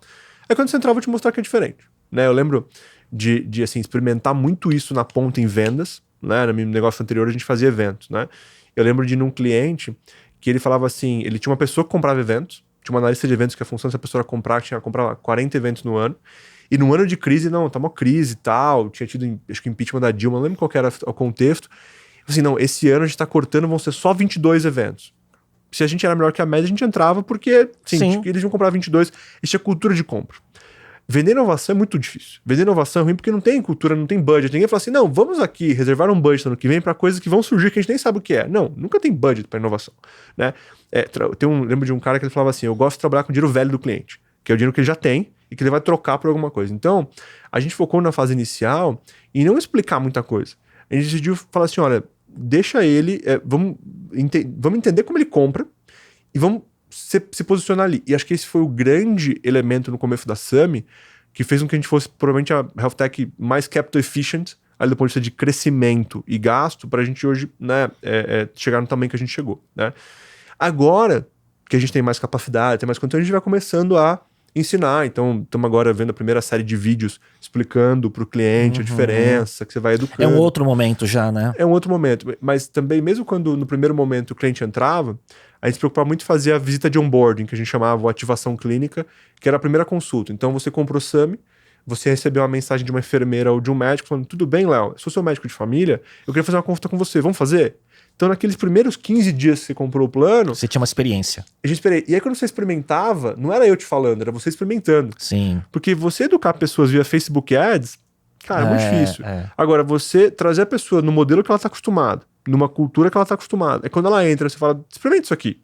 E ela gosta, ela fala, de novo, você site de 95, caramba, eu gostei. Se não, pela cultura do usuário, ele ia só consultar quando tivesse um problema. Exato. De saúde. E aí ia pela linha do, putz, livrinho, especialista. E foi uma coisa que a gente percebeu, né? Que esses clientes que entravam e a gente não fazia ativação, né? E ele ficava 6 meses sem usar o plano. Ele falou, comprei um plano, era o que estava mais barato lá, tinha o hospital que eu queria e tal, entrei no plano, não fiquei, agora eu tô precisando de um cardiologista. Quando ele ia marcar, como ele não teve a experiência inicial, ele não gravou que aquele plano tinha médico de família, aí ele se frustrava, ele virava um detrator. Sim, porque não ia direto. Porque ele tinha falado, poxa, mas eu comprei, entendeu? Então é importante que nesse primeiro momento ele entenda que ele comprou um negócio diferente, né? Eu falo que a gente tem que, assim, ter o guarda-roupa, ele tem que entrar em Nárnia e falar, cara, eu tô num negócio diferente aqui, Sim, entendeu? Na hora da experiência. Tem o médico de família que eu tô aqui falando com ele no aplicativo, tem o Jim Pass que eu na academia, eles têm os dados, tem o medicamento. Então, essa experiência toda que a gente vai produzindo quando ele adquire Sami, né? Esse é o nosso objetivo. E esse é um ecossistema, né? Então você tem o lado da saúde da forma como a gente conhece, tem Jim Pass, que ele é uma mistura de preventivo e qualidade de vida, e tem um lance de saúde mental também, né? Exatamente, agora vai entrar medicamentos também. Então a gente foi entendendo, né? Tem seguro viagem nacional, então apesar de a gente ter uma rede local, a gente tem seguro viagem nacional, se a pessoa viajar, tem cobertura. Então a gente foi entendendo quais eram as outras features para e até o que a gente começa a fazer agora é entender como que essas features se relacionam, né? A gente tem alguns benchmarks, inclusive. E tudo com dado com interoperabilidade? O máximo possível, né? Às vezes a gente chega num parceiro e ele fala, cara, eu não tenho uma API, um service bus e tal, mas eu falo, você consegue mandar no Excel uma vez por mês? Então começa assim e a gente vai né, evoluindo conforme você pode. Alguns são mais rápido, alguns já estão super modernos, alguns não. Então o importante é que nos contratos e na parceria, a gente já desde o começo, a gente acerta que esse é o padrão onde a gente quer chegar. Né? Alguns chegam mais rápido que outros. Né? Eu li no passado, né, quando vocês começaram, que vocês olhavam muito, né, para inclusão de quem não tinha plano de saúde, né, que é um cluster muito grande, né.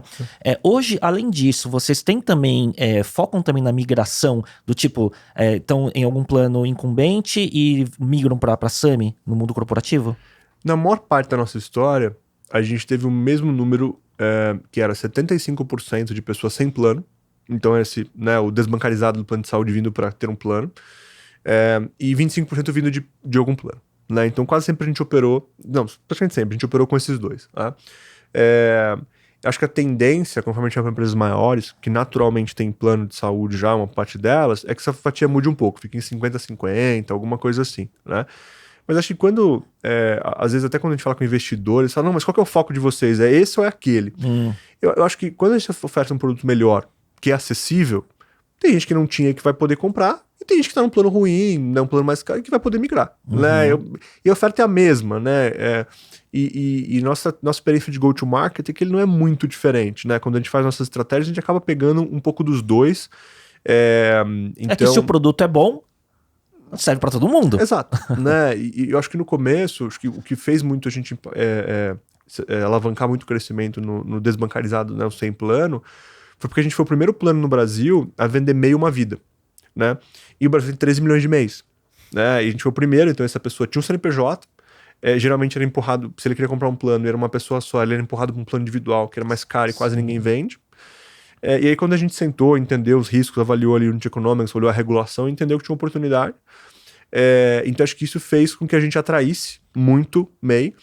E a gente foi o primeiro também a vender 100% digital. A gente colocou uma plataforma no ar.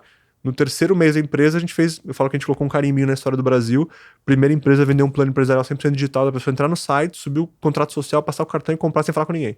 Sem vendedor, sem corretor, sem qualicorp, sem nada. Então, acho que essas ferramentas, né? Assim, esses dois elementos contribuíram muito para esse número inicial. Agora que a gente começa também para empresas maiores, acho que deve diluir um pouco, mas deve manter ainda uma fatia relevante de 100 plano. Legal. E é legal isso que você falou, porque eu vejo que a Sami tem alguns milestones, né? Tipo, o primeiro plano de saúde vendido 100% de forma, na jornada inteira digital, sem contato humano nenhum. Você teve a maior captação série A de uma health tech na América Latina, né?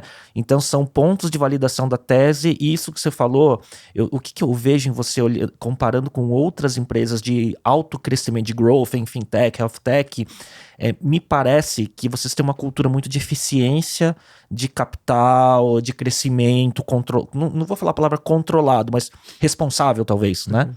Você acha que isso, nesse momento que a gente vive macroeconômico, no mundo das startups, com menos capital disponível de venture capital para empresas em growth, né? Você acha que essa cultura ajuda? Com certeza. Ou teve que fazer muita mudança mesmo assim? Não, acho que assim, a gente errou. Eu acho que não dá pra dizer que a gente não errou de gastar mais do que deveria em alguns momentos com a indústria assim. Não, gasta seu dinheiro rápido que eu tenho outra rodada que vem mais. Acho que assim, praticamente todo mundo errou. E a gente errou. Mas eu acho que comparado com a média, né, ou comparado com aquele boom daquele momento, eu acho que o fato de eu e o Guilherme sempre nas empresas anteriores ter sido bootstrapped, o fato de a gente ser 100% remoto, a gente não paga escritório, não paga aluguel de escritório, né? O fato da gente, assim, sempre olhar muito o resultado e saber que saúde não é trivial e que todo custo que eu coloco ali eu vou ter que acabar repassando para o cliente em algum momento. A gente tem a visão de que a gente queria ser low cost, porque a nossa visão para a saúde num país que 80% das pessoas não tem plano de saúde, se a gente quer ter 10, 20, 40 milhões de clientes, é low cost, não é vendendo plano AAA melhor que eu vou... Porque daí você concorre com outros players, né, que estão muito bem estabelecidos, né? Eu acho que não é nem isso, assim, a nossa visão é que esse é um business de tech e dados, né? Então, eu vou dar um exemplo. Eu tenho uma doença rara chamada calásia, uma em cada 100 mil pessoas tem. Para eu ter 10 casos na SAMI, eu tenho que ter 1 milhão de clientes. Para eu ter 100 casos, eu tenho que ter 10 milhões de clientes.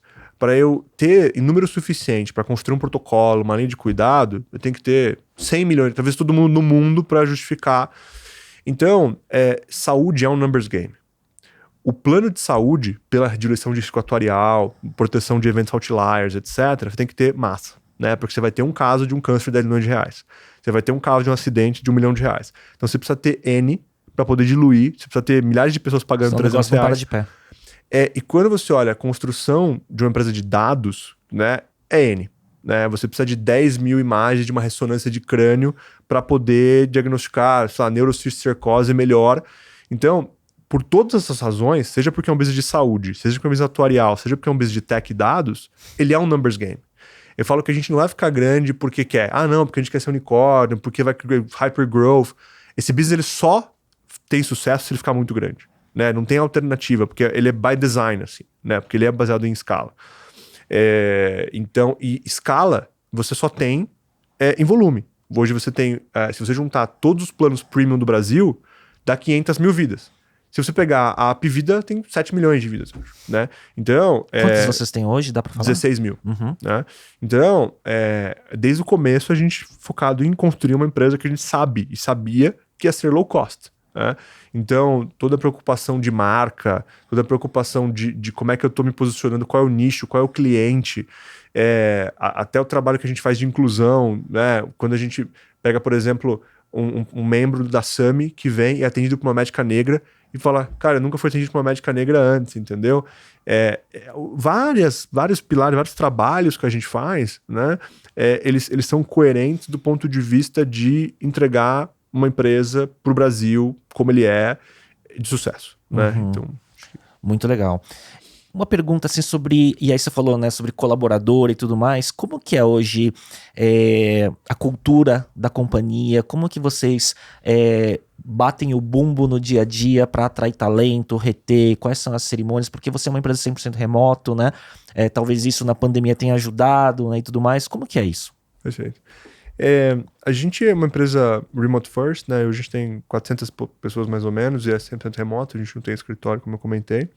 É muito louco, né, ver o crescimento da empresa e eu tô no mesmo escritório em casa, quando a empresa tinha 100, eu já tenho 400 e experiência de ir ao trabalho, né, que é tipo mudar de quarto, ela é igual, mas a empresa é muito maior, né, isso é muito louco.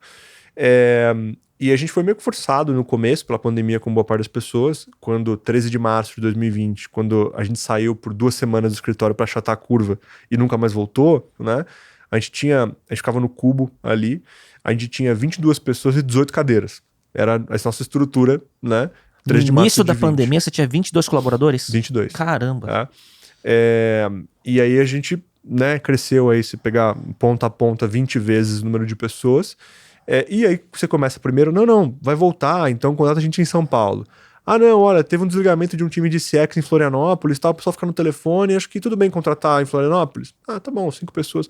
Pô, tem um dev muito bom em BH, tal, não sei o que. Ah, tá bom. Ah, cara, encontramos um cara em Portugal, brasileiro, mas quer ficar lá, tal, ele tem uma expertise. Ah, tá bom. Ah, alguém do time vai mudar pro Rio de Janeiro ou pra fora, tudo bem. Ah, quando estamos aqui... Chega uma hora que a empresa foi, né, crescendo assim... E que hoje, eu suponho que 30% da empresa não mora em São Paulo, né? Inclusive tem um pessoal que mora fora do país. E acho que no começo a gente subestimou a falta do corredor, a falta do cafezinho, né? E a gente teve alguns conflitos internos ali do time por não ter essa interação humana, né, mais próxima. E a gente investiu muito em one-on-ones, investiu muito em relacionamento. A gente é uma empresa, né, que acredita que relacionamento importa, a gente investe muito. Em que as pessoas conversem, a gente teve pessoas que não se adaptaram, e é normal você ir separando. E acho que agora, né, com as pessoas, né, a liderança principal ali, né, o founding team tá pelo menos com a gente há 2 ou 3 anos, né, esse baixo turnover, as pessoas construírem uma história juntos, vai fazendo com que você crie um nível de segurança psicológica, você cria um nível de awareness do outro, de como é que o outro é. Cara, eu sei que esse tema já é um tema sensível, então eu vou puxar numa reunião separada. Eu sei que aqui, se eu levar dessa forma, é melhor. Isso aqui a gente já brigou 4 vezes, mas a gente sempre resolveu, então vamos pra briga de novo pelo bem da empresa, mas eu sei que no final a gente vai resolver, vai fazer isso de maneira respeitosa e tal. Então eu acho que essa construção de time, essa construção de cultura, agora a gente começa a usar um pouquinho mais a ferramenta do presencial em encontros de liderança, né, para pessoas se aproximarem. Eu acho que, sim, é muito vitoriosa essa construção. Acho que ainda a gente tem que fazer mais. Eu acho que ainda nos nossos médicos, enfermeiras, que eles sim estão em atendimento presencial às vezes, né, com eles acho que a gente pode integrar mais. O time que está remoto com o time que está numa clínica, né? Que a gente tem uma clínica, tá indo para a segunda agora. Esse time de atendimento médico com o resto do time administrativo, acho que essa é uma integração que a gente precisa aumentar, né? E acho que o fato da gente, né, agora ajustando para o novo momento de venture capital, etc., a empresa mirando break-even, com uma liderança mais enxuta, tem se beneficiado muito de aumentar a densidade de talento, né, tirando low performers e diminuindo ali o número de interações, diminuindo a complexidade. Então acho que isso tende a fortalecer a cultura ainda mais daqui para frente, né? Que legal. E você misturou, né, a cultura com eficiência, o momento que a gente vive e esticando, né, a longevidade da empresa de forma saudável, né? Perfeito. Muito bom. Ô, Vitor, e para você, né, assim, quais são os desafios como empreendedor do Vitor, que já não é um empreendedor tão de pouco tempo, é mais de uma década empreendendo, né? O que a Summit trouxe de desafios, de skills, né? Quais eram os skills que você trouxe que te ajudaram e o que você acha que você teve que ir desenvolvendo nessa empresa? Perfeito. Eu acho que uma coisa que a gente fez bem desde o começo, mas foi aprendendo a fazer cada vez melhor, foi recrutamento. Eu acho que desde o começo a gente tinha uma preocupação de barra alta. Acho que a gente foi refinando o que isso significa e como encontrar as fontes de talento. Inclusive trazendo gente, às vezes, muito sênior, que a gente falava não tem fit. Né? Então, acho que essa é uma coisa que a gente começou fazendo bem no começo e mais aperfeiçoou. Né? Acho que levou uns 2 ou 3 degraus acima. Né? Eu acho que gerenciar e delegar melhor, com certeza foi um aprendizado. Quando você cresce de 20 para 400 pessoas e você está muito acostumado como founder a colocar a mão na massa, ser hands-on, teve uma dor ali, acho que o primeiro ano, né, de não estar participando de todas as coisas, de ver coisas muito legais sendo feitas sem você. E falar, poxa, mas... Você era um micromanager, assim? Eu acho que um pouco, assim, acho que no começo, não sei se chega, né, mas eu acho que você leva um tempo para confiar que as pessoas vão fazer aquilo quando você está contratando gente muito rápido, muita gente ao mesmo tempo, e você tem coisas importantes que podem literalmente make it or break it na companhia ou a coisa, e você... Cara, eu contratei um cara ontem que eu achei um LinkedIn legal, peguei 2 referências, botei ele aqui, ele tá tocando um negócio que pode quebrar a companhia amanhã. E eu não tô tendo tempo de participar do onboarding da pessoa. Exato. Então, eu acho que como fazer isso, né? Como recrutar e gerir muita gente, como construir confiança, até onde levar confiança em cada etapa, porque ainda como founder, isso é muito legal que o Guilherme tem essa experiência, de que tem coisas que a gente não vai delegar e ponto. Né? E que as pessoas, não, mas você não confia em mim. Para isso, não. Desculpa, se isso aqui pode quebrar a companhia... paciência, amigo, desculpa, mas eu não vou colocar 400 pessoas em Jeopardy aqui porque você tá preocupado se 400 pessoas e milhares de vidas. Milhares de vidas porque você acha que tem um trust issue aqui, entendeu? Desculpa. Agora, ao mesmo tempo, a gente foi aprendendo, isso é uma lição muito importante, que a gente delega para quem a gente confia.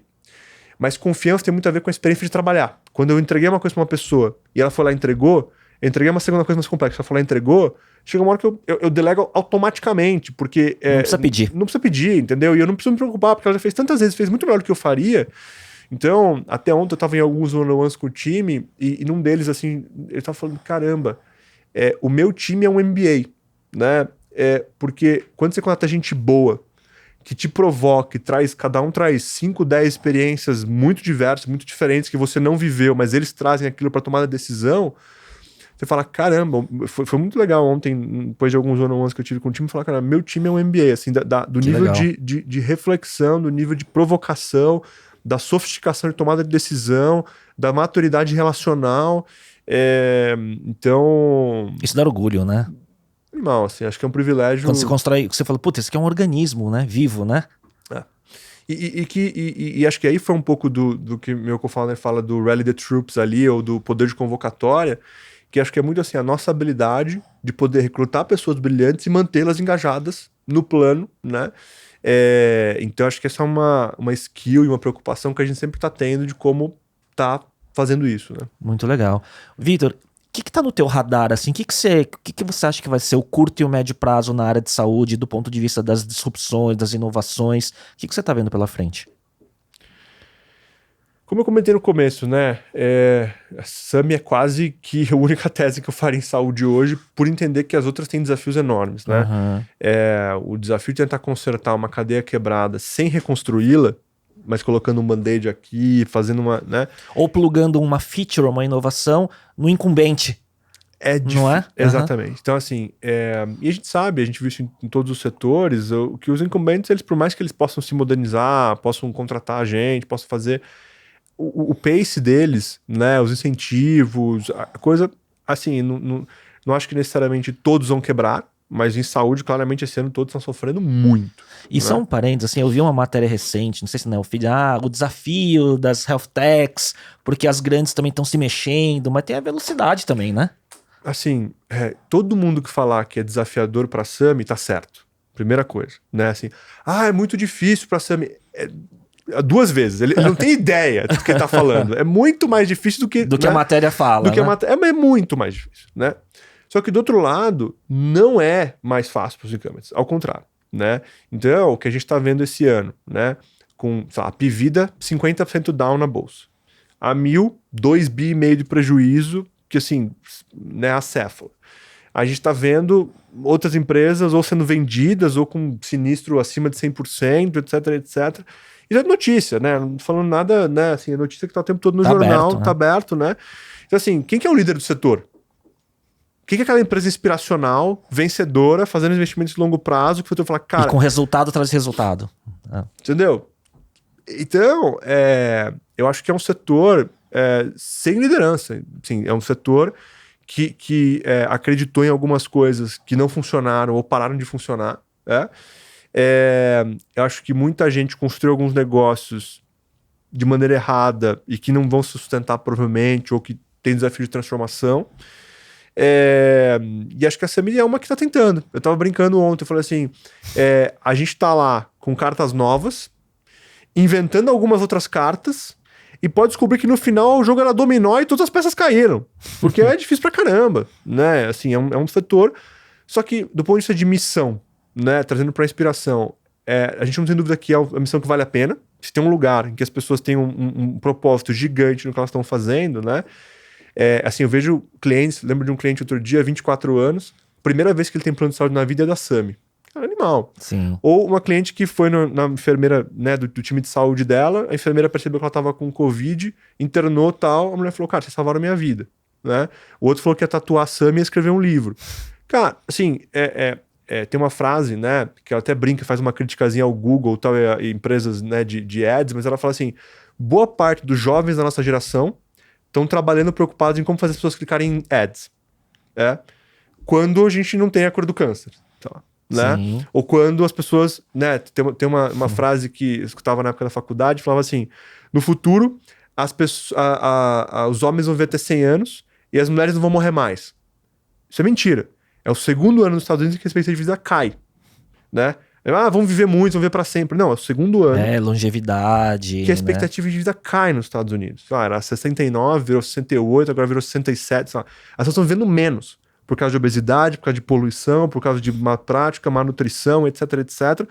Então, assim, a tecnologia, né? Eu lembro de uma capa da Time, que quando o Google fez uma parceria com uma farmacêutica e criou uma empresa chamada Calico, a capa da Time era assim, Will Google beat death? Assim, tipo, vai o Google vencer a morte? De um lado, isso simboliza para mim a crença que as pessoas têm em tecnologia, de cara, vai a tecnologia vencer a morte? Do outro lado, a resposta é não. Não tá acontecendo.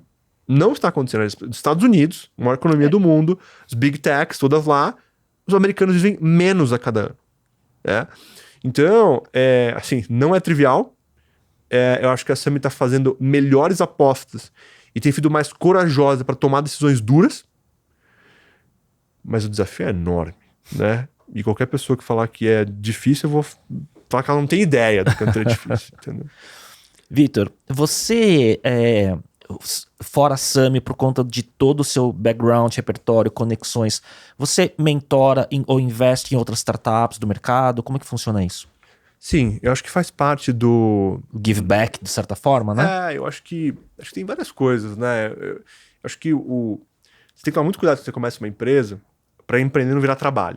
Né? Que fala assim, não, começa a empreender, você tem um sonho de propósito, no dia seguinte vira, não, estão lá das 8 às 5 entregando as coisas e vamos embora para casa. Lista né? de tarefas, né? Lista de tarefas. E acho que ter contato com outros empreendedores, principalmente que estão no começo, né? Que estão ali no desenho da tese, etc. Quando você está naquela fase de escala, eles estão lá pensando no plano e você está no repetition mode lá, execution e tal. Acho que ajuda a oxigenar um pouco, né?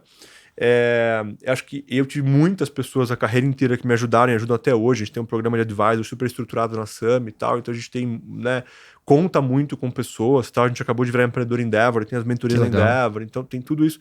Então é uma coisa que a gente acredita muito, né, e usa muito, e acho que é muito legal ter a oportunidade de poder dividir um pouco dos aprendizados, né? E eu acho que quando a gente tem uma visão da saúde, né? Assim, a gente construiu a Sami porque a gente tem uma visão de como a saúde vai ser no futuro.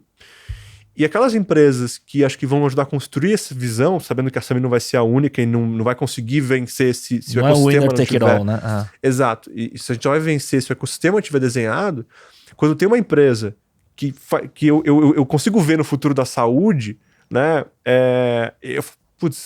Se eu puder estar participando, puder estimular, puder ajudar. Teve uma empresa recente, super legal, crescendo, etc, etc. Só que eu falei pro founder, eu falei, cara, eu não consigo ver isso aqui no futuro. Eu tô vendo que no presente tá resolvendo um problema legal, relevante e tal, mas na minha visão de futuro da saúde, cara, eu não vejo essa empresa lá. Então eu falei, cara, você precisa mudar aqui. De novo, é a minha visão, mas, Claro. cara, eu acho que eu acho que você se fundamentou num problema que, se as coisas continuarem assim, ele não vai existir mais e o teu business vai ficar irrelevante. Mas o empreendedor pode falar, né, assim, tá, mas eu entendo que eu tenho uma janela de tempo, né, de utilidade da minha solução, do meu negócio, né? Eu posso ter um cash out aqui, tá beleza, né? E aí envolve o propósito de cada um, né? Perfeito. Do que você quer no longo prazo, no curto prazo, de certa forma, né? Porque tem algumas necessidades, às vezes, né, das pessoas que... Eu tava falando com um co-founder de uma fintech, né? E ele falou de uma mentoria que ele teve, que foi muito importante, são 3 co-founders, que ele falou assim, cara, o time to money dos co-founders tem que estar muito alinhado. Porque se o número que você tem na cabeça, né, de uma liquidez e whatever, né, e o time para esse número chegar for muito divergente dos outros co-founders, os incentivos podem mudar na linha do tempo da existência da companhia. Achei isso brilhante, né, cara? Muito alinhado. Tem um livro da Kaufman chamado The Founder's Dilemma. E que Eu sei qual que é esse daí. Capa branca. E ele fala muito se você quer ter poder ou você quer ser rico, né? A maneira como ele resume, mas podemos falar que você quer ter impacto ou você quer, né, ser rico. Você quer ter poder ou quer ter impacto, né? O que? Ele fala assim, ó, quando você vai começar a empresa, você fala, eu quero ter poder, eu quero ter 90% do equity. Aí você vai conseguir trazer um co-founder muito bom? Talvez não. Porque ele fala, cara, por que eu vou ter 10%? Você vai conseguir trazer investidores muito bons? O investidor tipo de venture capital vai pedir 15%, 20% do equity.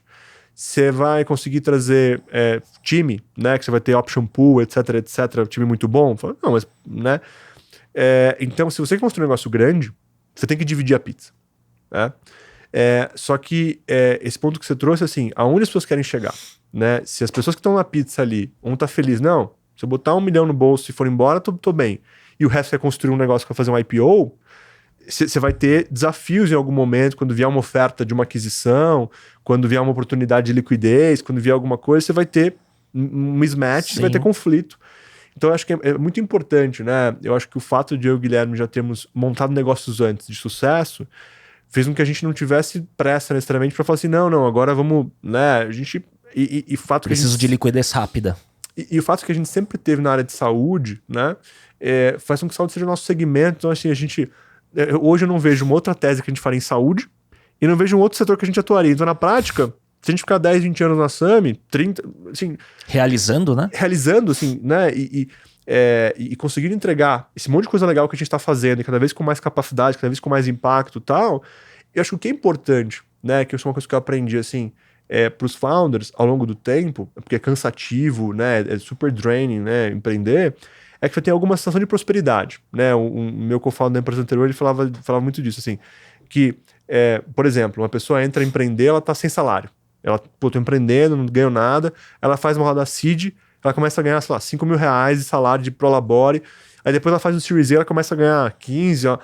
Eu acho que é importante que os founders, ao longo do tempo, tenham uma sensação de evolução. Sim. Pessoal também. Sim. Porque senão eles ficam sempre sofrendo.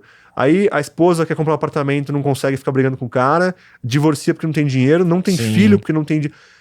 A escassez vai até certo ponto, né? Exato, né? Então, eu acho que esse é um balanço, até porque a gente é muito preocupado como empreendedor a dar exemplo para os investidores poderem ver que você não está desgastando com primeira classe, com um monte de coisa e tal.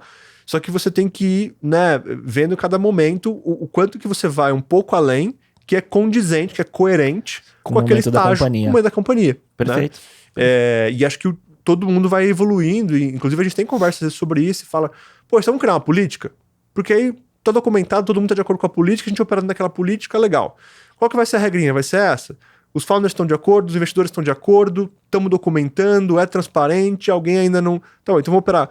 alguém fala, poxa, mas isso aqui era para mim agora é importante. Tá bom, cabe, vamos conversar, vamos falar com outras startups do mesmo estágio, que levantaram a mesma quantia de capital, como é que os founders operam? Né? E aí acho que a vantagem de hoje ter uma ecossistema um pouco mais madura é que você tem mais gente para fazer benchmark. Sim. E você criar um senso comum de que você não tá fazendo nada errado, mas você consegue ter algum senso de prosperidade ao longo do tempo. Isso é importante, né? Porque senão existe... Já vi culturas que estavam muito assim, a minha prosperidade só vai acontecer no momento de uma liquidez, né? De um M&A ou de um IPO, aí ele pode não chegar lá, né? Exatamente. O burnout pode vir antes. Exato. E é isso, perfeito, porque a gente só vai conseguir ficar 10, 20, 30 anos na SAM executando bem na melhor performance se a vida pessoal estiver evoluindo minimamente de acordo. Né? Não precisa ser exatamente igual, acho que a liquidez final acaba sendo grande se você tem um evento e tal, mas você tem que ter essa sensação. Né? Frequentemente eu olho e falo, caramba, estamos com 16 mil, quanto tempo vai levar pra gente chegar em 16 milhões? Quanto tempo vai chegar pra gente chegar em, né? Sei lá. E acho que é importante que a gente se dedique muito à empresa para fazer isso acontecer, porque é super difícil, mas ao mesmo tempo que a gente não fique o tempo todo parando a nossa vida pessoal, falar, não, quando vender a SAM, ou quando fizer uma IPO, eu vou viajar com a fazer família. Isso. Não dá, entendeu? Porque senão a chance de você não chegar lá, ou se você chegar lá, né, era muito comum, acho que hoje, não sei se tá tão incomum, mas eu via muito empreendedor, muita coisa que assim, o cara fez 3 empresas e teve 3 divórcios. Cada vez que ele abriu uma empresa, tinha né? Sim. Ou a pessoa, um casal que empreendia junto e sempre ganhou pouco, ficou 10 anos no negócio, não teve filho, talvez não construiu prosperidade, não construiu patrimônio, porque não, né, tomou decisões de priorizar o negócio ali, acreditando numa ideia. E, nossa, nesse caso desse casal, eu lembro que quando eu tava ajudando ali numa mentoria e tal, e quando esse casal teve um especialista de fora, olhou e falou, cara, isso aqui não faz sentido algum. O business não fazia sentido algum, a tecnologia estava ultrapassada e tal, e faltava mentoria de negócio para esse casal. Assim, eu me coloquei ali no lugar e falei, cara, assim, imagina todas as fichas estão no lugar, né? Entendeu? Imagina que você sacrificar 10 anos, escolhas pessoais, talvez filhos, um monte de coisa. Você vê que ninguém chegou pra você e falou, cara, isso daí não faz sentido. Você sabe que nas minhas sessões, eu como empreendedor também já de 20 anos, primeiro CNPJ tem mais de 20 anos, fiz poli, né? Então a primeira empresa foi naquele momento, na faculdade. Sessão de terapia, cara, de falar assim, que às vezes eu trabalho tanto e olhando só o pote de ouro lá na frente. É muito alinhado com isso. Esse lá na frente pode não existir. Exato. E é bem provável que talvez não exista, né? Então como que você balanceia isso, né? Parece que a gente tem que se mortificar eternamente para merecer alguma coisa lá na frente, né? Concordo, é desafiador, assim, é sempre... Porque você tem que setar o exemplo para a companhia, né? Você tem que setar o exemplo para o investidor, você tem que ser aquela pessoa, né? O mais real que o rei ali. E é sempre desafiador, né? Vira e mexe, assim, às vezes minha esposa pergunta alguma coisa e eu falo, amor, tipo, você sabe que não dá, que não faz sentido, porque, né, pela posição que eu ocupo e tal, até coisas, por exemplo, de redes sociais, né? Assim, você vai vendo alguns founders, por exemplo, que conforme a empresa vai crescendo, eles vão ficando mais expostos e tal, que alguns deles escolhem sair das redes sociais, ou não ter muito... Porque você tem filhos expostos, né? Sim, você tem dúvida. Clientes, às vezes, bravos numa rede social. Você tem todo tipo de coisa. Então, tem vários sacrifícios, vários exemplos, né? Que a gente tem que dar. E mesmo assim, você ainda corre o risco de deslizar ou de alguma coisa ser mal interpretada.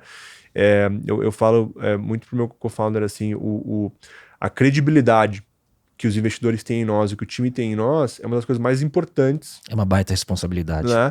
O momento em que o time achar que a gente está fazendo um lousy job, que a gente está jogando dinheiro fora, ou estamos tirando do caixa da companhia, ou que os investidores falarem, cara, os caras estão...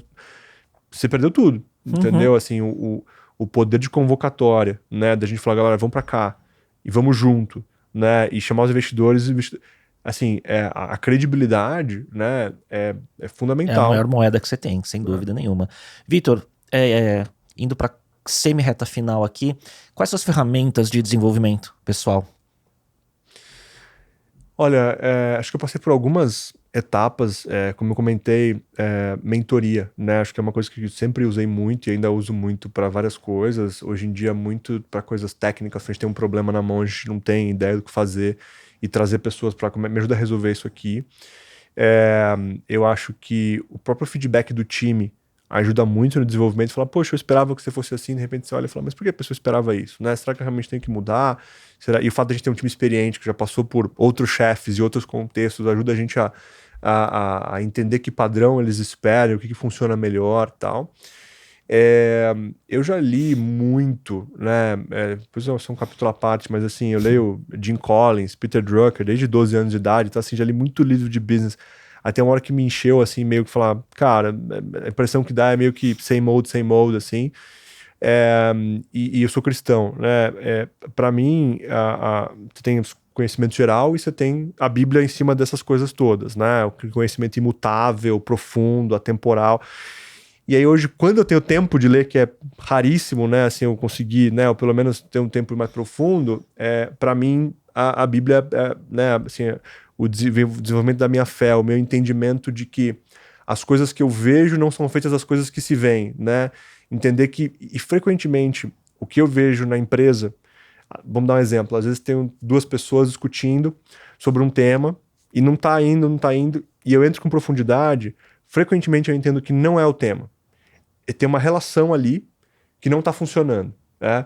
Pela maneira como um vê o outro, pela maneira como um trata, pela maneira como a pessoa que ela foi criada, né? Então, às vezes a pessoa teve um pai, um padrasto, ou uma família, a pessoa passou por uma situação específica assim, a pessoa teve um sócio, a pessoa teve um... Então, eu acho que a medicina ajudou muito a desenvolver também. A capacidade de entender o ser humano, e entender as relações, os incentivos, e entender como direcionar aquele grupo de pessoas, aqueles relacionamentos para uma estrutura mais saudável, né? Tem uma frase que diz assim, todas as famílias felizes são iguais, as infelizes são cada uma à sua maneira, né? E eu acho que quando eu transporto isso para relacionamentos, né? Eu acho que existem regras e existem padrões que fazem relacionamentos saudáveis, famílias saudáveis, grupos de pessoas que vencem de maneira saudável. Quando você começa a ter alguns comportamentos, alguns padrões que saem daquilo ali, né? Você começa a perder aquele grupo, perder aquelas pessoas e perder o relacionamento, e você começa a ter briga de todo tipo por qualquer bobagem que na verdade não era aquilo, né? Tanto que tem uma frase de cultura que ela fala assim, cultura é menos o que você incentiva e mais o que você não tolera, né? E eu acho que essa é uma preocupação, né? A gente, para ter a diretoria que a gente tem hoje na empresa, a gente já teve o dobro dessa diretoria, assim, não no mesmo tempo, mas a gente teve, se eu tenho lá, 6 diretores hoje, já tive outros 6 que não funcionaram, né? E por alguma razão, em algum momento, saíram ou a gente teve que desligá-los. E muitas vezes eram pessoas que a gente não conseguia aprofundar, não conseguia entrar no relacionamento, ou talvez tinha vivido tantas coisas antes, nocivas, ambientes tóxicos, etc., que eles traziam aquilo. E inconscientemente, né? Exatamente. E foi muito doloroso, assim, especialmente com algumas pessoas em que eu tentei entrar com profundidade e falar, eu quero te ajudar. Sim, eu imagino que você passou por um ambiente XYZ, passou coisas na vida, né? Mas eu tô aqui literalmente tentando te ajudar a entender que ninguém aqui tá contra você, entender que a gente tá tentando construir com você, entender que aqui você tem liberdade de falar o que você pensa, você pode construir junto. Quando alguém te sugere alguma coisa, não é criticando o teu trabalho, é ajudando você a fazer melhor, pra empresa fazer melhor e ter sucesso. Só que às vezes a casca das pessoas já tava tão dura, né? O número, a insegurança, as barreiras, então... Pessoas já que não eram mais coachables, né? E aí eu acho que é onde a minha visão espiritual, a minha fé, o meu entendimento de mundo com uma perspectiva diferente de como as coisas são, e pelo entendimento cristão da maneira como elas de fato são, me permite olhar e falar não, ou sim, né? E ter discernimento para liderar melhor. Então eu acho que, sim, enquanto eu não dominar, né, o conhecimento bíblico ali de maneira perfeita, eu vou provavelmente ficar a vida inteira fazendo isso, boa parte das outras coisas eu falo assim, tá, mas eu tô lendo literatura B quando eu deveria ter literatura A, porque eu tô com pouco tempo que eu tenho, assim, então... Volta pros princípios. Então, acho que é isso. Full circle em cultura, isso. Ele começou lá atrás com a pergunta de cultura, fecha com essa pergunta de cultura. Que hobbies para recarregar a bateria? Olha, faço equitação, faço, É né, mesmo? Que legal. com o meu filho nos sábados, é uma atividade super legal. Eu fazia cavalo na adolescência e voltei agora com meu filho de 5 anos e é divertido fazer com ele. É uma outra, né, um tempo pai e filho e Quantos com anos hobby. ele tem? 5, Legal. né? E aí eu tô agora começando a correr, coloquei uma meta de ter uma prova no final do ano, então tô me preparando aí pra prova. Como geek, né, jogo Magic de vez em Olha só. quando, jogo de computador, eu e minha esposa, os dois gostam muito de World of Warcraft, Que entendeu? bom. Então a gente tem Que bom. os hábitos geeks. Muito bom. Vitor, reta final, eu tenho uma tradição de fazer algumas perguntas e respostas rápidas, né? Muito inspirado aqui no Tim Ferriss, né? Que ele tem, né, ele fala assim, o meu superpoder é saber fazer perguntas e isso é um hábito, né? Vamos lá. Um hábito que te ajuda no dia a dia. Oração, pode ser um só? Pode? É um só? Não, pode ser mais, pode ser. A oração me ajuda muito no dia a dia. Atividade física me ajuda muito no dia a dia. Acho que depois que eu passei dos 25, cara, assim, atividade física é um negócio que dá uma energia, uma sensação de corpo e tal, assim. Uma pergunta, desculpa a pergunta indelicada, você tá com quantos anos? 33. Caralho, você é muito jovem. Mas eu sinto, assim, depois dos 20, tudo parece engraçado. Assim. É que você é bem rodado, né? Já então, como empreendedor, né? Duro. E um livro que você recomenda? Além da Bíblia, o Good to Great do Jim Collins foi um clássico, livro que eu acho que ele é bom demais, assim. Falando de marca, né? Porque eu sei que a gente fala muito de marca, né, nesse podcast. Eu acho que o Personal Branding, tem um livro chamado Personal Branding, que eu acho que é muito legal.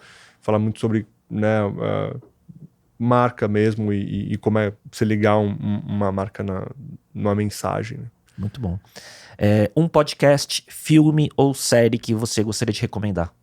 Conteúdos que você tem consumido e que você gosta. Boa pergunta. Assisto muito séries Netflix com a minha esposa. Sim, muito. Né? Assim, realmente pra chegar à noite e dar aquela desligada, sabe? Recentemente a gente assistiu aquele Vandinha do Netflix, cara, a gente adorou, muito legal. É bem nerd mesmo. A gente assiste todos os Avengers, eu e minha esposa, sabe? Então... Muito bom. Idem. Um app não óbvio que você usa com frequência. Um app? Que não é Instagram, não é WhatsApp. O que você usa que as pessoas talvez não conheçam? Aqui. Deixa eu ver aqui. Acho que quando a gente abre aqui, ele aparece... Deixa eu ver... App não óbvio. Deixa eu ver se eu tenho... Obviamente você não vai falar Sami, né? Que é óbvio. Sami já é óbvio, que bom. Olha, não sei se não tem nenhum app óbvio aqui, viu? Tô abrindo aqui os meus 8 apps mais usados aqui. WhatsApp, Slack, Waze, Instagram, Uber, configurações, LinkedIn e Gmail. Tem todos os apps óbvios aqui. E Slack, né? Então é seu centro de comunicação com o time? Sim. Lá pra mim também. Quando você implementa a cultura de uso correto dos canais, mas é fantástico, né? Baita ferramenta, né? Muito prático. Muito bom. Última pergunta desse bate-bola. Uma frase que te representa ou que você tá no top of mind, que se identifica? Acho que como empreendedor, tem uma frase que eu falo muito que assim, em teoria e prática são a mesma coisa, na prática não, né? E eu acho que essa é uma coisa que eu tento passar muito na cultura para as pessoas, né? De que elas precisam get hands dirty, né? Elas precisam botar a mão e fazer. E uma coisa que eu sempre falo que foi o que me chamou a atenção no meu co-founder para falar, cara, vamos empreender um negócio junto, foi isso. Foi assim, não ter medo de pegar um papel em branco e começar um negócio, conseguir falar com um investidor americano numa reunião de board ou num fundraising e ao mesmo tempo ir na Havana Leste, treinar um técnico de enfermagem e decidir modelo de remuneração ou escrever pop, entendeu? Então eu acho que o que eu vejo muito nos jovens, né, que a gente vê hoje, assim, não, me formei na faculdade tal, eu quero ser estratégico. Mas, cara, você tem 22 anos, você não sabe fazer entendeu? Então eu acho que isso é uma coisa que eu tento estimular muitas pessoas. Muito bom. Vitor, queria agradecer, cara. Baita papo, bem denso. A gente cobriu de tudo, né? Um pouco.